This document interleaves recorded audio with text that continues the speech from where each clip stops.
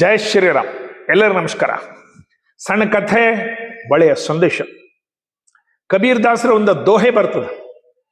ಜಾತನ ಪೂಛೋ ಸಾಧು ಕಿ ಪೂಛ್ ಲೀಜಿಯೇ ಜ್ಞಾನ್, ಮೋಲ್ ಕರೋ ತಲ್ವಾರ್ ಕಿ ಪಡಿ ರಹನೆದೋ ಮ್ಯಾನ್. ಅಂದ್ರ ಜಾತಿಗಳನ್ನ ಕೇಳಬೇಡ್ರಿ. ಒಳ್ಳೆಯವರು ಕೆಟ್ಟವರು ಎರಡೇ ಜಾತಿಗಳು. ಗಂಡು ಹೆಣ್ಣು ಯಾವ ರೀತಿ ಎರಡೇ ಜಾತಿಗಳು. ಒಳ್ಳೆಯವರು ಕೆಟ್ಟವರು ಅಂಬರು ಎರಡೇ ಜಾತಿಗಳು. ಹಿಂದೂ, ಮುಸ್ಲಿಂ, ಸಿಖ್, ಇಸಾಯಿ ಯಾರೇ ಇರಲಿ, ಎಲ್ಲದರಲ್ಲಿ ಒಳ್ಳೆಯವರಿದ್ದಾರೆ, ಎಲ್ಲರಲ್ಲಿ ಕೆಟ್ಟವರಿದ್ದಾರೆ. ಹಿಂದೂಗಳಲ್ಲಿ ಅನೇಕ ಕೆಟ್ಟವರಿದ್ದಾರೆ, ಒಳ್ಳೆಯವರು ಇದ್ದಾರೆ. ಮುಸ್ಲಿಮರಲ್ಲಿ ಅನೇಕ ಕೆಟ್ಟವರಿದ್ದಾರೆ, ಒಳ್ಳೆಯವರಿದ್ದಾರೆ. ಹೀಗೆ ಎಲ್ಲ ಜಾತಿಗಳಲ್ಲಿ ಒಳ್ಳೆಯವರು ಕೆಟ್ಟವರು ಇರ್ತಾರೆ. ಜಾತಿಗಳನ್ನ ನೋಡ್ಬೇಡ್ರಿ, ಒಳ್ಳೆತನನ್ನ ನೋಡ್ರಿ ಅಂತ ಹೇಳಿ ಅವರು ಹೇಳಿದ ಮಾತು. ಮೋಲ್ಕರು ತಲ್ವಾರ್ ಕಿ ಪಡಿ ರಹನೆದೋ ಮ್ಯಾನ್. ಅಂದ್ರೆ ತಲ್ವಾರ್ ಧಾರ ಎಷ್ಟದ, ಅದು ಎಷ್ಟು ತೇಜ್ ಅದ, ಎಷ್ಟು ಪವರ್ಫುಲ್ ಅದ, ಅದನ್ನ ನೋಡ್ರಿ. ಅದು ಇಡ್ತಕ್ಕಂಥ ಚೀಲ ಮ್ಯಾನ್ ಏನದ, ಆ ಚೀಲ ನೋಡ್ಬೇಡ್ರಿ. ಅದು ಕೆಂಪದ, ಕರದ, ಹರಿದಿದ್ದದ, ಒಳ್ಳೇದದ, ಅದು ಇರಲಿ ಬಿಡ್ರಿ. ಅಂದ್ರೆ ಧರ್ಮಗಳು ಯಾವ ಧರ್ಮದಲ್ಲಿ ಇದ್ದಾರೆ, ಏನ್ ಕತಿ, ಇವರು ಆ ಮಠನ ಈ ಮಠನ, ನಮ್ಮ ಮಠನ, ನಮ್ಮ ಕಡೆಯವರ, ಅವು ಯಾವುದೋ ನೋಡ್ಬೇಡ್ರಿ. ಒಳ್ಳೆಯವರು ಕೆಟ್ಟವ್ರು ಎರಡನ್ನ ನೋಡ್ರಿ ಅಂತ ಹೇಳಿ ಅವ್ರು ಹೇಳಿದ್ರು. ಇದು ಉತ್ತರ ಪ್ರದೇಶದ ಒಂದು ಘಟನೆ. 1992 ದಂಗೆಗಳಾದವು. ರಾಮ ಮಂದಿರ, ಬಾಬರಿ ಮಸ್ಜಿದ್ ಜಗಳದ ಆದ ನಂತರ, ಅದು ಇದಾದ ನಂತರ ದಂಗೆಗಳಾಯ್ತು. ಉತ್ತರ ಪ್ರದೇಶದ ಒಂದು ಇದರಲ್ಲಿ ಜಿಲ್ಲೆಯಲ್ಲಿ ಇರ್ತಕ್ಕಂಥ ಒಬ್ಬ ಸೈಕಲ್ ರಿಪೇರಿ ಮಾಡ್ತಕ್ಕಂಥವ್ರು, ಹಜಿ ಮೊಹಮ್ಮದ್ ಶರೀಫ್ ಚಾಚಾ ಆತನ ಹೆಸರು. ಮೊಹಮ್ಮದ್ ಶರೀಫ್ ಚಾಚಾ ಸೈಕಲ್ ರಿಪೇರಿ ಮಾಡ್ತಿದ್ದ. ಪಾಪ ಒಬ್ಬನೇ ಒಬ್ಬ ಮಗ ದಂಗೆ ಒಳಗೆ ತೀರ್ಕೊಂಡ್ಬಿಟ್ಟ. ಎಷ್ಟು ಹುಡುಕಿದ್ರು ಸಿಕ್ಕಿಲ್ಲ ಅವನ ಡೆಡ್ ಬಾಡಿ. ಎಲ್ಲೆಲ್ಲಿ ತಿರುಗಿದ, ಆ ಫೋಟೋ ಹಿಡ್ಕೊಂಡು ತಿರುಗಿದ. ಯಾವುದೋ ಒಂದು ಸ್ಟೇಷನ್ದಲ್ಲಿ, ಉತ್ತರ ಪ್ರದೇಶದ ಯಾವುದೋ ಒಂದು ಸ್ಟೇಷನ್, ರೈಲ್ವೆ ಸ್ಟೇಷನ್ದಲ್ಲಿ ಹೋದಾಗ ಆತನ ಫೋಟೋ, ಆತನ ಬಟ್ಟೆಗಳು ಅವರೆಲ್ಲ ಕಟ್ಟಿ ಇಟ್ಟಿದ್ರು. ಈ ವ್ಯಕ್ತಿ ಈ ದಂಗೆ ಒಳಗೆ ಸತ್ತಿದ್ದ. ಈತನ ಹೆಣನ ರೈಲ್ವೆ ಟ್ರ್ಯಾಕ್ ಪಕ್ಕದಲ್ಲಿ ಒಂದು ತಗ್ಗಿನಲ್ಲಿ ಹಾಕಿಬಿಟ್ಟಿದ್ರು. ಎಷ್ಟೋ ದಿವಸವರೆಗೆ ನಾವು ನೋಡಿಲ್ಲ. ನಾಯಿಗಳು, ಹದ್ದುಗಳು, ಕಾಗೆಗಳು ಹರ್ಕಣ ತಿಂದಿತ್ತು. ಉಳುಕಿದ್ದು ಸ್ವಲ್ಪ ಉಳಿದಿದ್ರೆ ಅದನ್ನ ತೆಗೆದಿಟ್ಟಿದ್ದೀವಿ, ಅದರದ್ದು ಬಟ್ಟೆ ಅವು ಎಲ್ಲ ಅಂತ ಹೇಳಿ. ಭಯಂಕರ ಆವೇದನ, ದುಃಖ, ಕಣ್ಣಲ್ಲಿ ನೀರು ಇದ್ದ ಒಬ್ಬ ಮಗ ಈ ದಂಗೆಯಲ್ಲಿ ಸತ್ತೋಗ್ಬಿಟ್ಟ. ಭಯಂಕರ ತ್ರಾಸಾಯ್ತು. ವಯಸ್ಸು ಇದಾಗ್ತಾ ಇದೆ, ಏನ್ ಮಾಡಬೇಕು ತಿಳಿಲಿಲ್ಲ.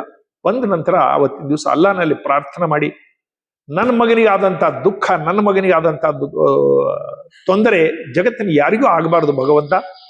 ನನಗಾದಂಥ ವೇದನೆ ಇನ್ನೊಬ್ಬ ತಂದೆ ವೇದನೆ ಮಾಡಬಾರ್ದು.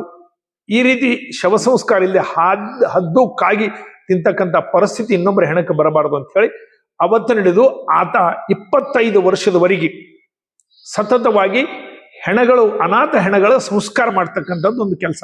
ತನಗೆ ಸೈಕಲ್ ರಿಪೇರಿಯಲ್ಲಿ ಬಂದಂತ ಸ್ವಲ್ಪ ದುಡ್ಡನ್ನ ಹೆಣಗಳ ಸಂಸ್ಕಾರಕ್ಕಾಗಿ ಖರ್ಚು ಮಾಡ್ತಿದ್ದ.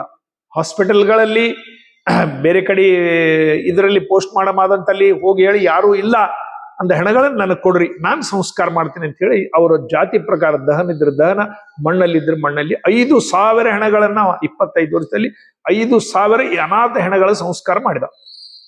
ಅಮೀರ್ ಖಾನ್ ಸತ್ಯಮೇವ ಜಯತೆ ಅಂತಕ್ಕಂಥ ಒಂದೇನು ಕಾರ್ಯಕ್ರಮ ಮಾಡ್ತಾನ. ಆ ಕಾರ್ಯಕ್ರಮದಲ್ಲಿ ಈತನ ಕರೆದು ಜಗತ್ತಿಗೆ ಈತನ ಪರಿಚಯ ಮಾಡಿಸಿದ್ರು.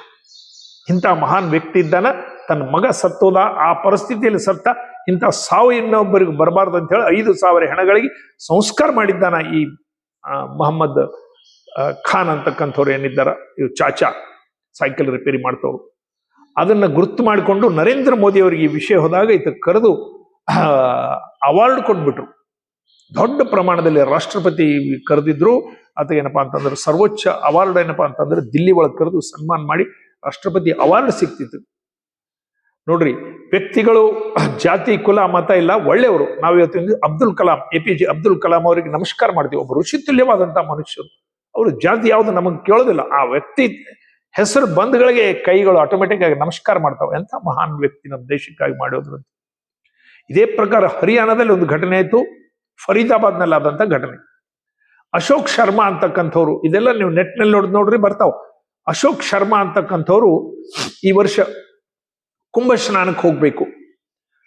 ಅವ್ರ ಮನೆಯಲ್ಲಿ ಒಂದಿಷ್ಟು ಬಂಗಾರ ಇತ್ತು, 10-15 ತೊಲೆ ಏನೋ 20 ತೊಲೆ ಎಷ್ಟೋ ಒಂದಿಷ್ಟು ಬಂಗಾರ ಇತ್ತು. ಈ ಬಂಗಾರ ನಾವು ಹೋದಾಗ ಮನೆ ಕಳ್ತನ ಆದ್ರೆ ಹೇಗ ಅಥವಾ ಒಂದು ಪ್ಲಾನ್ ಮಾಡಿ ಒಂದು ಸಣ್ಣ ಕಬ್ಬಿಣದ ಡಬ್ಬಿ ನೋಡ್ಕೊಂಡು ಅದಕ್ಕೆಲ್ಲ ಏನೋ ಮಾಡಿ ಅದರೊಳಗೆಲ್ಲ ಬಂಗಾರ ಹಾಕಿ ಮನೆಯಲ್ಲಿರ್ತಕ್ಕಂಥ ಕಬ್ಬಿಣದ ವೇಸ್ಟ್ ಸಾಮಾನುಗಳ ಒಳಗೆ ಎಲ್ಲೋ ಕಡೆ ಬಚ್ಚಿಟ್ಬಿಟ್ಟ. ಅಂದ್ರೆ ಯಾರಾದ್ರೂ ಕಳ್ಳರು ಬಂದ್ರ ಅಲ್ಲಿ ಮೂಲಿಗೆ ಬಿದ್ದಂತ ವೇಸ್ಟ್ ಸಾಮಾನುಗಳು, ಕಬ್ಬಿಣ ತುಕಡಿ, ಅವು ಇವು ರಾಡ್ ಪಡ, ಅದ್ರಾಗ ಯಾರು ನೋಡೋದಿಲ್ಲ, ವೇಸ್ಟ್ ಬಿದ್ದಾವ ಅಂತ ಹೇಳಿ ಬಿಟ್ಬಿಡ್ತಾರೆ. ಆ ಒಂದು ಉದ್ದೇಶದಿಂದ ಹೋಗಿ ಅಲ್ಲಿ ಕುಂಭ ಸ್ನಾನ ಮಾಡಿ ಬಂದ್ರು. ಗಂಡ ಹೆಂಡತಿ ಮಕ್ಕಳು ಎಲ್ಲ ಹೋಗಿ 2-3 ತಿಂಗಳಾಯ್ತು. ದೀಪಾವಳಿ ಹಬ್ಬ ಬಂತು. ಮನೆ ಸ್ವಚ್ಛ ಮಾಡಬೇಕು ಅಂತ ಹೇಳಿ ಹೇಳ್ದ. ಹೆಂಡತಿಗಳು ಎಲ್ಲೋ ಆಫೀಸ್ಗೆ ಹೋಗ್ಬಿಟ್ಟಿದ್ದ. ಮನೆ ಹೆಂಡತಿ ಎಲ್ಲ ಸ್ವಚ್ಛ ಮಾಡಿದ. ವೇಸ್ಟ್ ಸಾಮಾನುಗಳು ಬಿದ್ದಾವ ಅಂತ ಹೇಳಿ ಅವರೊಬ್ಬರಿಗೆ ಹಳೆ ಸಾಮಾನು ತಗೊಂಬೋರಿಗೆ ಕರೆದು, ನಮ್ಮಲ್ಲಿ ಹಳೆ ಸಾಮಾನುಗಳು ಎಲ್ಲ ತೂಕ ಮಾಡ್ಕೊಂಡು ಹೋಗ್ರಿ. ಪಾಪ ಅವರು ಹಳೆ ಸಾಮಾನು ಮಾಡ್ತಕ್ಕಂಥವ್ರು ಅಮ್ಜದ್ ಖಾನೋ ಅಹಮದ್ ಖಾನೋ ಯಾವುದೋ ಒಂದು ಹೆಸರು ಅದ ಅವ್ರದ್ದು. ಪಾಪ ಮುಸ್ಲಿಂ ವ್ಯಕ್ತಿ ಅಂತ ಬಂದು ಹಳೆ ಸಾಮಾನುಗಳನ್ನೆಲ್ಲ ತೂಕ ಹಾಕೊಂಡು, ಹಾಜೆ ಅಹಮದ್ ಖಾನ್ ಅಂತ ಅವೆಲ್ಲ ತೂಕ ಹಾಕೊಂಡು ಅವನು ತಗೊಂಡು ಹೋಗ್ಬಿಟ್ಟ. ರೊಕ್ಕ ಕೊಟ್ಟ ಹೋಗ್ಬಿಟ್ಟು. ಒಂದು ತಿಂಗಳಾದ್ಮೇಲೆ ಇವ್ರಿಗೆ ಜ್ಞಾಪಕ ಬಂತು, ಅಯ್ಯೋ ಆ ಬಂಗಾರ ಸಾಮಾನು ಅದ್ರ ಒಳಗಿಟ್ಟಿದ್ದೆವು, ನೀವು ಕೊಟ್ಬಿಟ್ಟೇನಂದ್ರೆ. ನಮಗೇನ್ ಗುರುತು, ನೀವೆಲ್ಲ ಸ್ವಚ್ಛ ಮಾಡಕ್ಕೆ ಕೊಡು ಅಂದ್ರು ಕೊಟ್ಬಿಟ್ಟಿನಿ. ಅಥವಾ ಓಡ್ಕೊತ ಹೋದ ಆ ದುಕಾನಿಗೆ. ಸ್ವಾಮಿ ಕ್ಷಮ ಮಾಡ್ರಿ, ನಮ್ದೊಂದು ಸಾಮಾನು ಬಂದ್ಬಿಟ್ಟು ನಿಮ್ಮಲ್ಲಿ, ನಾವು ಮರ್ತು ಕೂಡ 2 ತಿಂಗಳಾಗೋಯ್ತು. ಅದರಲ್ಲಿ ಒಂದು 15-20 ತೊಲಿ ಬಂಗಾರ ಇತ್ತು. ನೋಡಿದ್ರು ದೊಡ್ಡ ಸಾಮಾನು, ದೊಡ್ಡ ದುಕಾನ, ಎಲ್ಲೆದ್ರು ಬಿದ್ದಾವ. ಇಲ್ಲ, ಈಗ ನೋಡ್ರಿ ಎಲ್ಲಿ ಇಲ್ಲ, ನಮ್ಗೆ ಎಲ್ಲೆಲ್ಲೂ ಸಾಮಾನು ತಂದು ಮೇಲೆ ಹಾಕ್ಬಿಡ್ತೀವಿ. 1-2 ಲಾರಿಗಳು ಲೋಡ್ ಆಗಿ ಹೋಗ್ಬಿಟ್ವು. ನಮ್ಮಲ್ಲಿ ಅಂಕರು ಅಂತದ್ದು ಏನು ಇಲ್ಲ. ಬಹಳ ದುಃಖ ಆಯ್ತು. ಏನ್ ಮಾಡ್ಬೇಕು? 15-20 ತೊಲಿ ಬಂಗಾರ ಈ ಕಾಲಕ್ಕೆ ₹1,00,000 1.5 ಲಕ್ಷ ತೊಲಿ ಅದ. ಮನೆಗೆ ಹೋದ. ಒಂದು 4 ದಿವಸದ ಮೇಲೆ ಪೊಲೀಸ್ ಸ್ಟೇಷನ್ಲಿಂದ ಫೋನ್ ಬಂತು. ಅಶೋಕ್ ಮಲ್ಹೋತ್ರ ಪೊಲೀಸ್ ACB, ನೀವು ಬರಬೇಕು ಪೊಲೀಸ್ ಸ್ಟೇಷನ್ಗೆ. ಹೋದ್ರಲ್ಲಿ ಹಾಜಿ ಅಮ್ಜದ್ ಖಾನ್ ಏನಿದ್ರು ಅವ್ರು ಅಲ್ಲಿ, ಅವ್ರು ಕೂತಿದ್ರಲ್ಲಿ. ಏನ್ ಸಮಾಚಾರ ಅಂತ ಹೇಳಿದ್ರು. ಇಲ್ಲ, ನಿಮ್ದು ಡೆಬ್ಬಿ ಸಿಕ್ಕದಂತ, ಇದರಲ್ಲಿ 15-20 ತೊಲಿ ಬಂಗಾರದ ನೀವು ಇಟ್ಟಿದ್ರಂತ. ಪಾಪ ಇವರು ತಂದು ಕೊಟ್ಟಿದ್ದಾರ, ಈ ಹಳೆ ಸಾಮಾನು ಮಾರ್ತಕ್ಕಂಥ ಈ ಹಾಜಿ ಖಾನ್ ಏನಿದ್ದಾರ ಅವ್ರು ತಂದು ಕೊಟ್ಟಿದ್ದಾರಂತ. ಕಣ್ಣಲ್ಲಿ ನೀರು ಬಂತು. ಎಂಥ ಮಹಾನ್ ವ್ಯಕ್ತಿ. ಇಲ್ಲ ಅಂತ ಹೇಳಿದ್ದ, ನಾನು ಕೂಡ ಅದರ ಆಸೆ ಬಿಟ್ಟಿದ್ದೆ. ಆದ್ರೂ ಸಹಿತ 4 ದಿವಸದ ಮೇಲೆ ತಂದು ಕೊಟ್ಟಿದ್ದಾರೆ ಪೊಲೀಸ್ ಸ್ಟೇಷನ್ಗೆ ಅಂತ ಹೇಳಿ. ನೋಡ್ರಿ, ಎಂಥ ಮಹಾನ್ ವ್ಯಕ್ತಿಗಳು ಇರ್ತಾರ. ಇದಕ್ಕೆ ಜಾತಿ ಕುಲ ಮಹತ್ವ ಇಲ್ಲ. ನಾವು ಯಾವುದೋ ಶೂದ್ರ ಜಾತಿಯವರು, ದಲಿತರು ಅಂತ ಹೇಳಿದ್ಗಳಿಗೆ ಬಹಳ ಕೆಟ್ಟರಿರ್ತಾರ.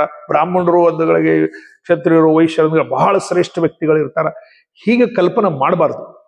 ವ್ಯಕ್ತಿಗಳು ಪರಿಪೂರ್ಣ ಅಲ್ಲ, ಎಲ್ಲ ವ್ಯಕ್ತಿಗಳು ಸಂಪೂರ್ಣ ಸರಿಯಾಗಿದ್ದವರಲ್ಲ. ದೊಡ್ಡ ಇದರಲ್ಲಿ ಸಹಿತ ಕೆಟ್ಟವ್ರು ಇರ್ತಾರ. ನಾವು ಕಮ್ಮಿ ಅನ್ಕೊಂಡವರು ಸಹಿತ ಭಯಂಕರ ಒಳ್ಳೆ ಜನರು, ಸಂತರಾಗಿ ಹೋಗಿದ್ದಾರ. ರವಿದಾಸರಾಗಿ ಹೋಗಿದ್ದಾರ, ಚಪ್ಪಲಿ ಹೊಲಿತಿದ್ರು. ಎಂಥ ಮಹಾನ್ ಸಂತರು.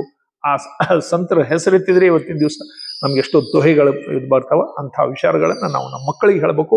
ನಮ್ಮ ಜೀವನ ಪ್ರಾಮಾಣಿಕವಾಗಿ, ನೈತಿಕವಾಗಿರ್ಬೇಕು. ನಾವು ಅದೇ ರೀತಿ ಬದುಕಬೇಕು. ಯಾರ್ದು ಸಾಮಾನು ಸಿಕ್ಕರೆ ಇಮಿಡಿಯೇಟ್ ಕೊಡ್ತಕ್ಕಂಥ, ಸಾಲ ತೊಗೊಂಡಿದ್ದು ಸಹಿತ ಬಡ್ಡಿ ಸಹಿತ ವಾಪಸ್ ಕೊಡ್ಬೇಕು. ಇನ್ನೊಬ್ರು ಋಣ ಮರಿಬಾರ್ದು, ಇನ್ನೊಬ್ರು ಉಪಕಾರ ಮರಿಬಾರ್ದು ಜೀವನದಲ್ಲಿ. ಇದೇ ಜೀವನತೆ. ಭಾರತ್ ಮಾತಾಗಿದೆ. ಎಲ್ಲ ನಮಸ್ಕಾರ.